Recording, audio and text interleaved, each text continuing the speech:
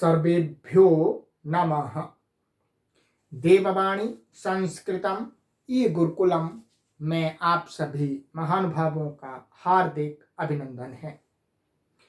मित्रों, आज हम तत्पुरुष समास लघु सिद्धांत कौमुदी का जो प्रकरण चल रहा है उसकी कक्षा संख्या 18 को पढ़ेंगे।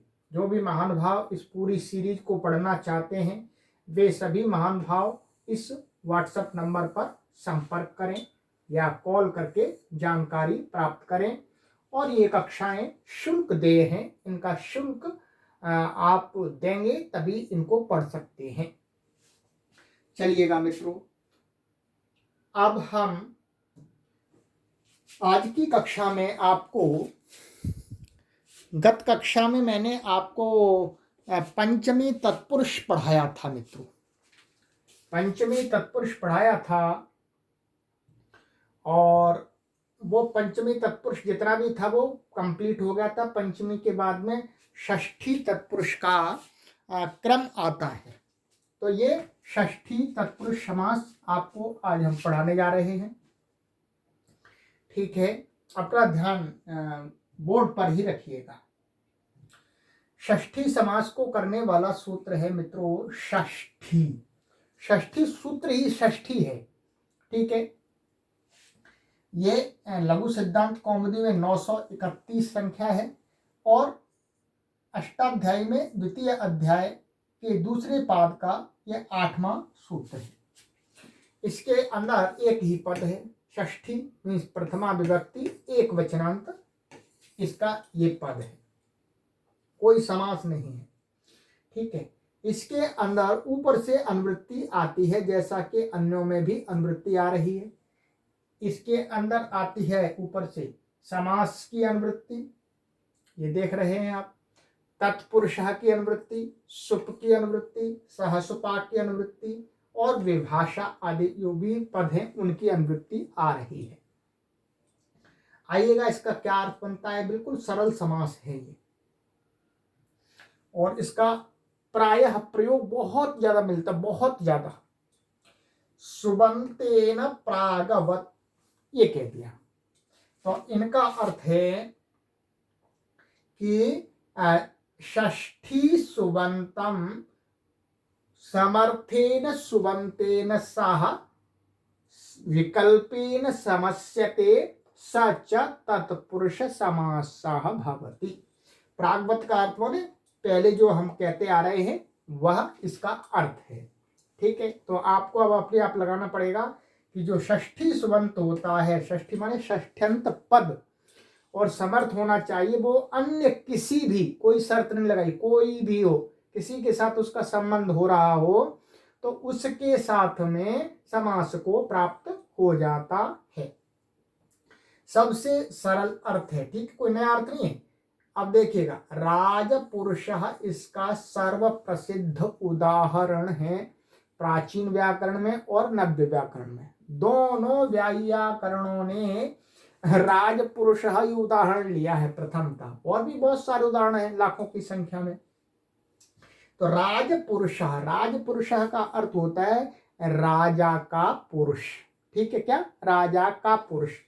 तो इसका हम अब अलौकिक विग्रह करें, लौकिक विग्रह करेंगे तो क्या बनेगा, राजः पुरुषः। और फिर अलौकिक विग्रह करेंगे तो क्या बनेगा, राजन और नस, षष्ठी का आ गया वचन का, पुरुष सु।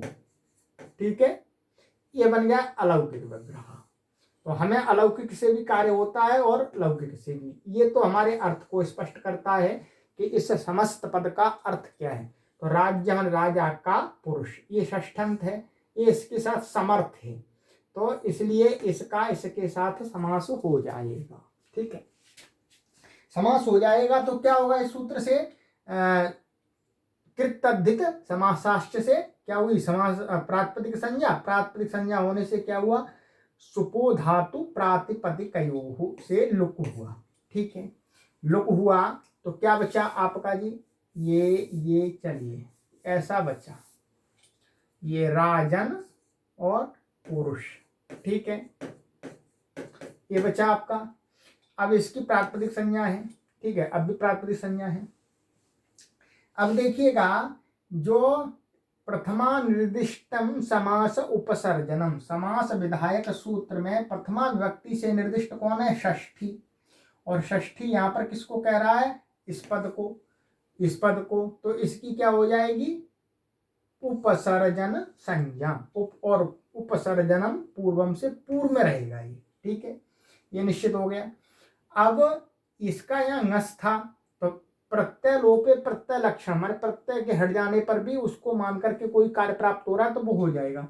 तो क्या सुप्तिगंतम पदम से इसकी पद संज्ञा भी है। नस उस पद संज्ञा को करने के लिए यहाँ उपस्थित हो जाएगा, तो पद संज्ञा है। तो पद के अंत में नकार को नलोपः प्रातिपदिकांतस्य, माने पदांत नकार, जो प्रातिपदिक के अंत का नकार वो कैसा होना चाहिए? पदांत वाला, उसका लोप हो जाता है। तो ये लोप हुआ, नलोपः प्रातिपदिकांतस्य, न का लोप हुआ। तो अब क्या बचा आपके पास में जी? अब आपके पास में बचा रा, ज और पुरुष, ये मिल गया। ठीक है, और प्रातिपदिक संज्ञा इसकी है ही पूर्व से कृतध्य समासाश्च से, तो स्वादि उत्पत्ति करके ऋतु विसर्ग आदि होकर क्या बन गया? राज पुरुषाः बन गया। इस प्रकार से आपके हजारों उदाहरण हो सकते हैं। ठीक है, इसमें उन्होंने कुछ उदाहरण दिए हैं, वो मैं दिखला देता हूं। सिद्धि इसी प्रकार से होगी, कोई भी इसमें अलग से नहीं आएगा। ठीक है, अब देखिए, मनोविकारः, मनोविकारः तो मनसः विकारः मनोविकारः। तो मनस और इंगस विकार सु समास हो गया, सारा कुछ होकर के यहाँ क्या है? यहाँ पर एक सूत्र लग जाता है, मनस सकारांत है, इसलिए सो रू से इसको स को रू हो जाता है, और रू रू रू के स्थान में फिर हशीचा से उत्प हो जाता है। संधि सूत्र पहले पढ़ा दिए गए हैं, और फिर आद गुणा से गुण होकर के मनो ऐसा बन जाता है, और फिर मनोविकार और स्वादि उत्पत्ति करके मनोविकार ऐसा बन जाता है। एक और प्रसिद्ध उदाहरण दे रहे हैं, सताम संगति ही सत्संगति। सत्संगति बोलते हैं, बार बार हम बोलते हैं, हिंदी में भी बोलते हैं। तो उसका विग्रह क्या बनेगा? सताम माने श्रेष्ठ लोगों की संगति। तो ये सरल है, कुछ भी नहीं है, सत शब्द है, ये आ गया। तो इस प्रकार से षष्ठी के बहुत अनेक उदाहरण आपको मिल जाएंगे, कोई चिंता वाली बात नहीं है। तो ये षष्ठी समास का पूरा ये कंप्लीट हो गया। अब इसका थोड़ा सा अपवाद है। ये अपवाद का अर्थ है कि षष्ठी समास का अर्थ रहता है, परंतु वो उसको हम समास दूसरा तत्पुरुष बोलते हैं, षष्ठी नहीं बोलते हैं। और उसमें खास विशेष ये है कि षष्ठ्यंत पद बाद में चला जाता है और प्रथमांत पद पूर्व में आ जाता है। तो अगर षष्ठी से यदि हम समास करेंगे तो षष्ठ्यंत पद पूर्व में रहेगा। क्यों? प्रथमानिर्दिष्टम समास उपसर्जनम से उपसर्जन संज्ञा होगी षष्ठ्यंत पद की, और षष्ठ्यंत पद की यदि उपसर्जन संज्ञा हो जाएगी तो क्या हो जाएगा? उपसर्जनम पूर्वम। परंतु कहीं पर हमें नहीं करना है, आइएगा, वो दो सूत्र हैं, उनको मैं दिखला देता हूं। इसको एक देशी तत्पुरुष समास भी बोलते हैं। ठीक है, ये षष्ठी समास विधायक सूत्र, ये भी षष्ठंत के साथ समास करता है और थोड़ा हटकर की करता है। देखिएगा, पूर्वापराधरोत्तरमेकदेशिनैकाधिकरणे। ठीक है, तो ये अष्टाध्याय में द्वितीय अध्याय के दूसरे पाद का पहला सूत्र है। वो तो और आगे का था, ये उससे पहले का है। तो अब देखिएगा, इसका पदच्छेद विभक्ति आदि देखते हैं, सरल है, कोई खास नहीं है। ठीक है, देखिएगा, पूर्वं च परं च अधरं च उत्तरं च पूर्वापराधरोत्तराणि। ठीक है, ऐसे बन जाएगा। और रुकिएगा, इसको हम वहां देखते हैं बोर्ड पर। बोर्ड पर ही आपको समझाना पड़ेगा, यहाँ दिक्कत आती है। चलिए यहाँ देखिएगा,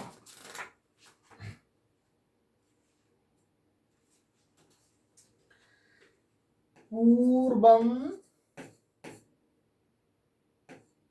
च अपरम च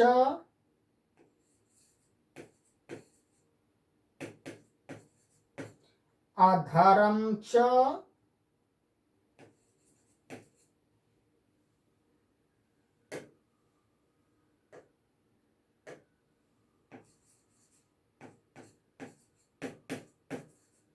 अधरम च उत्तरम च।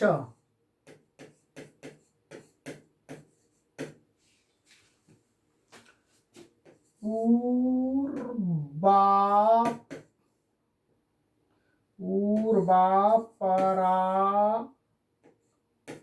धर धरोत्तर।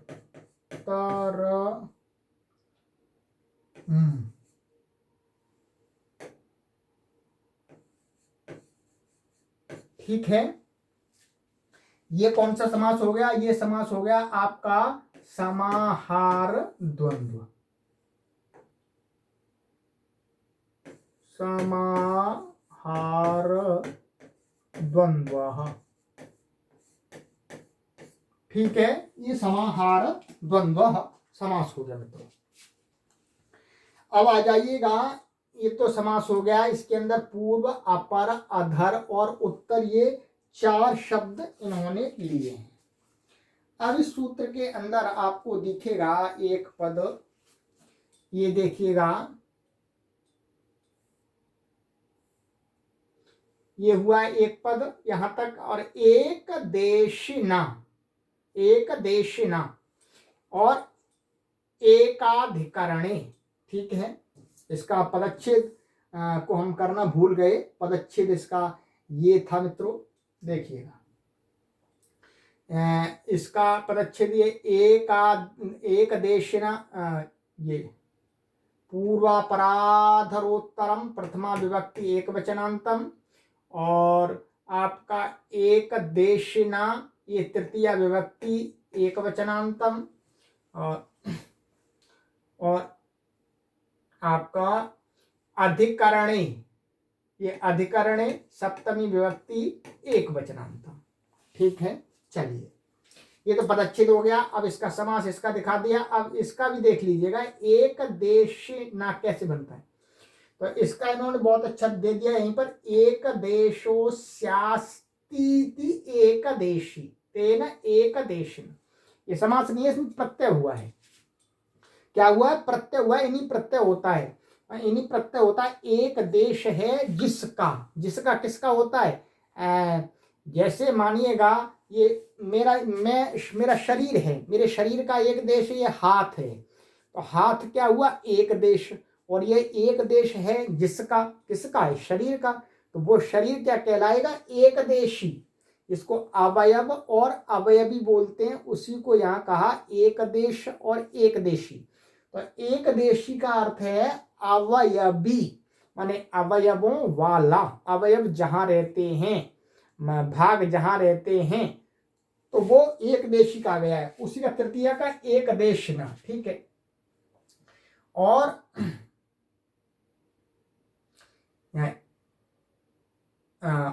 एकाधिकरणे, अच्छा एकाधिकरणे है, तो एकाधिकरणे ये सप्तमी था मित्रों। तो एकम च तद अधिकरणम च एकाधिकरणम। ठीक है, क्या? एकम च तद अधिकरणम च एकाधिकरणम, माने वही एक है, वही अधिकरण है। यहाँ मैंने अधिकरण बोल दिया था, एकाधिकरण है ये।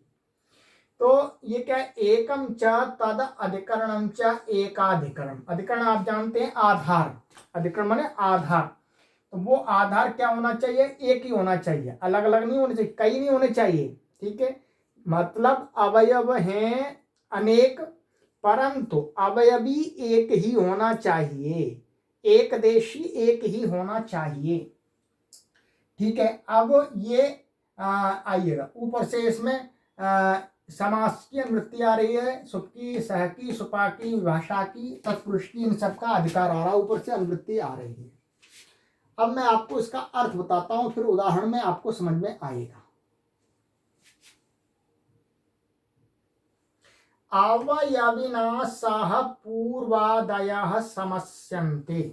ठीक है, जो अवयवी होता है, अवयवी का अर्थ है एकदेशिना, तो एकदेशिना माने अवयविना सह पूर्वादय माने ये पूर्वादि शब्द हैं, उनका समास होता है। एकत्व संख्या विशिष्टश्चेद अवयवी। ठीक है, क्या? एकत्व संख्या से विशिष्ट चेत अवयवी, जो अवयवी है, ठीक है, ये जो अवयवी है तो वो कैसा होना चाहिए? एक ही होना चाहिए, एक संख्या से, दो नहीं होने चाहिए, तीन नहीं होने चाहिए, क्या? एक ही होना चाहिए। ठीक है, उदाहरण में घटाएंगे। पूर्वम कायस्य पूर्वकायः अपरकायः एकाधिकरणे किम पूर्वच्छात्राणाम। सरल उदाहरण दिए, देखिएगा, इन्होंने दो के उदाहरण दिए, आगे और बन जाएंगे आपके।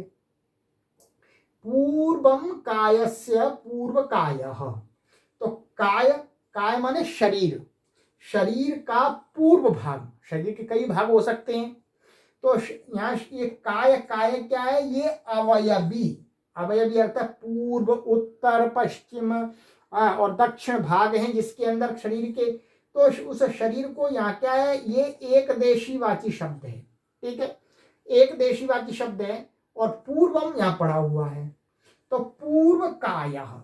अब आप देखेंगे कि यहाँ षष्ठ्यंत है ये। ठीक है, षष्ठी से यह समास प्राप्त हो रहा था। ठीक है, कायस्य पूर्वम भी इसको कह सकते हैं, कायस्य पूर्वम, षष्ठी समास प्राप्त हो रहा था मित्रों। यदि षष्ठी समास यहां पर हो जाए, आप कहेंगे षष्ठी समास कर देते हैं, तो षष्ठी समास कर देंगे तो क्या होगा? इस पद की उपसर्जन संज्ञा हो जाएगी, और उपसर्जनम पूर्व से पूर्व क्या आ जाएगा? काय, तो उल्टा बन जाएगा, क्या बन जाएगा?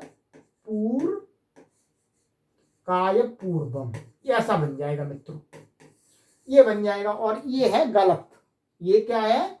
गलत, ये पूरा गलत है मित्रों, ऐसा हमें नहीं मिलता, हमें मिलता पूर्व काय, काय पूर्वम बन जाएगा ये षष्ठी। तो षष्ठी समासापवादाः, ये षष्ठी समास का अपवाद है, अर्थात उससे समास नहीं होगा, इस सूत्र से समास होगा। अब देखिएगा, आ जाइएगा, इसका लौकिक विग्रह तो ये है ही। अब अलौकिक क्या करेंगे आप? पूर्व, सु और काय नस।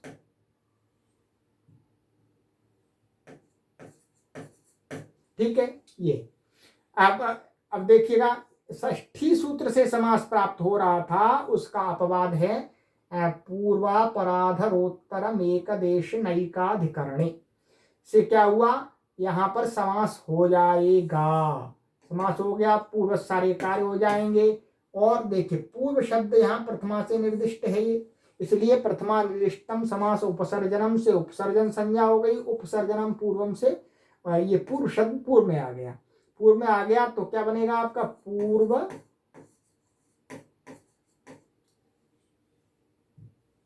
पूर्व काय, स्वादि उत्पत्ति होकर के ऋत्व विसर्गादि होकर के पूर्व काय। ऐसे ही अपर कायस्य अपरम अपर काय, ऐसे ही कायस्य अधरम अधर काय। ठीक है, और उत्तर कायस्य उत्तरम उत्तर काय, ये उदाहरण भी इसके बन जाएंगे। अब कह रहे हैं कि ये ध्यान रखेंगे, षष्ठी का अपवाद है।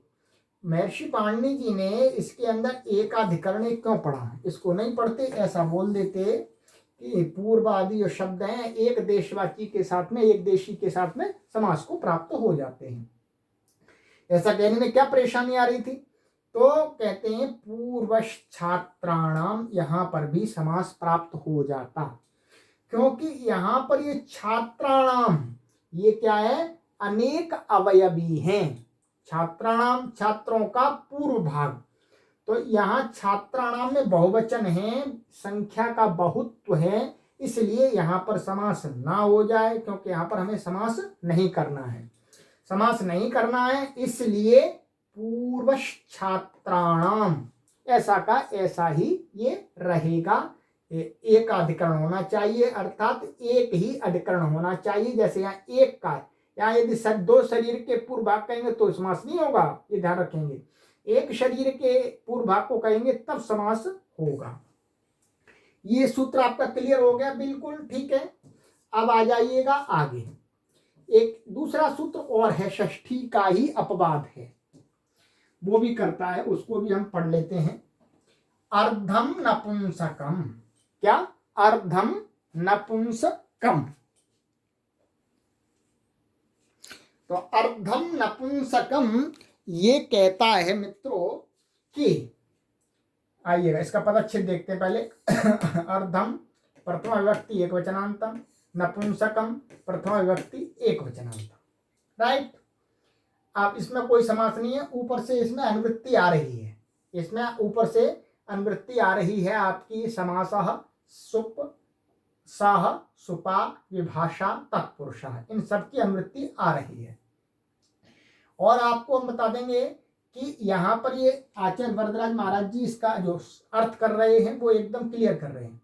समांश वाच्यर्ध शब्दो नित्यम क्लीवे सप्रागवत। क्या कहा मित्रों कि समांश वाच्य, समांश वाच्य का माने, समांश वाच्य का अर्थ है कि एकदम बिल्कुल सही आधे, आधे का कहने वाला अर्ध शब्द है, ठीक है। समांशवाची अर्ध शब्द है, जो अर्ध है, अर्ध का अर्थ वास्तव में आधा होता है, परंतु आधा एकदम फिक्स हो ऐसा नहीं होता। परंतु ये कह रहे हैं कि क्लीवे, नपुंसक लिंग में जब अर्ध शब्द का प्रयोग करते हैं, नपुंसक लिंग में अर्ध शब्द आता है तो उसका अर्थ होता है फिक्स आधा, बिल्कुल आधा, कम ज्यादा नहीं, बिल्कुल भी। तो समांशवाची अर्ध शब्दों नित्यम क्लीवे, नपुंसक लिंग में जो अर्ध शब्द है वो समांशवाची है, माने एकदम करेक्ट आधा कहने वाला है। सब प्रागवत, और वो क्या है, प्रागवत माने पहले की तरह, माने ऊपर वाला जो सूत्र था आपका, अर्थात अवयवी का समास प्राप्त हो जाता है। तो यहाँ क्या करेंगे, अवयविना साह अर्धम माने अर्ध शब्दः समस्यते प्रागवत। तो अब देखिएगा, अर्धम पिप्पल्याः अर्ध पिप्पली। अब यहाँ पिप्पली का हम जब अर्ध पिप्पली बोलेंगे तो क्या अर्थ होगा, बिल्कुल जो पिप्पली है, पीपल है, पीपल वाली जो खाने वाली छोटी सी होती है, बहुत गर्म होती है, उसका आधा भाग, आधा भाग। तो अब अर्धम पिप्पली, तो ये तो लौकिक विग्रह हो गया, अर्धम पिप्पल्या है, यहाँ विसर्ग अर्थ संधि से लोप हुआ है। तो अब अलौकिक विग्रह क्या होगा, अर्धम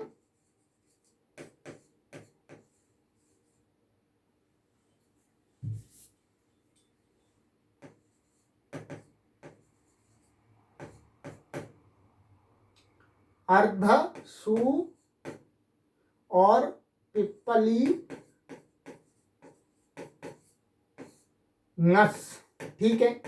अभी आप देखेंगे यहाँ पर भी षष्ठी सूत्र से समास प्राप्त हो रहा है, षष्ठ्यंत है, तो उसको रोकने के लिए कहा है अर्ध शब्द यहाँ क्या है, नपुंसक लिंग में है और ठीक आधे को कहने वाला है, इसलिए अर्धम नपुंसकम से। और ये देखेंगे अवयवी एक है, अवयवी क्या है, एक पिप्पली है, दो होंगी तो नहीं समास होगा, तो इसका इस सूत्र से समास हुआ। समास होने पर पूर्व सारी प्रक्रिया होकर के क्या बचेगा आपका, अर्ध पिप्पली, ऐसा। और यहाँ पर अर्धम प्रथमा से निर्दिष्ट है, इसलिए प्रथमा निर्दिष्टम समास उपसर्जनम, उपसर्जन पूर्वम से अर्ध शब्द पूर्व में आ गया, पिप्पली बाद में रहा। यदि षष्ठी सूत्र से समास हो जाता तो पिप्पली शब्द पूर्व में आ जाता। और ये क्या है, गीवंत है, इसलिए यहाँ पर सु आदि आएगा, उसका हलगाभ्यो दीर्घा सूति सी प्रकृतम हल से लोप हो जाएगा। तो क्या बना ये अर्ध पिप्पली। इसी प्रकार से आप अर्ध शब्द का और किसी भी एक अवयवी के साथ में समास को प्राप्त करा सकते हैं। उसके उदाहरण यदि कहीं मिलते हैं तो हम प्राप्त करा सकते हैं।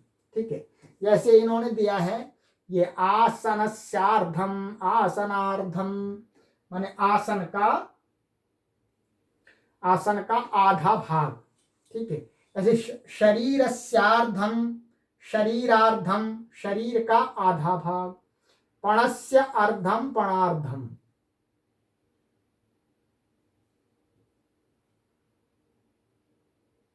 तो यहां पर क्या होगा, यहां पर षष्ठी समास हो रहा है। ठीक है, ये षष्ठी समास हो रहा है। क्यों, ये आप उदाहरण देखेंगे, क्योंकि यहां पर क्या है आपका, ये इन्होंने दिखा दिया अर्ध सिद्ध। इसी तरह से आसनस्य अर्धम, आसनार्धम, ये गलत उदाहरण दे दिया इन्होंने, ये गलत दे दिया है। ठीक है, अर्ध शब्द पूर्व में आएगा, ये तो षष्ठी से समास हो जाएगा। ये तो षष्ठी के उदाहरण बनेंगे, ये षष्ठी के उदाहरण बनेंगे जी। ठीक है, और यहाँ पर जो अर्ध शब्द है वो एकदम सही को नहीं। यदि ऐसा होगा षष्ठी समास होगा तो क्या बनेगा, अर्धासनम, अर्धासनम। ठीक है, चलिए ये कभी ऐसा लिख गया है भूल से।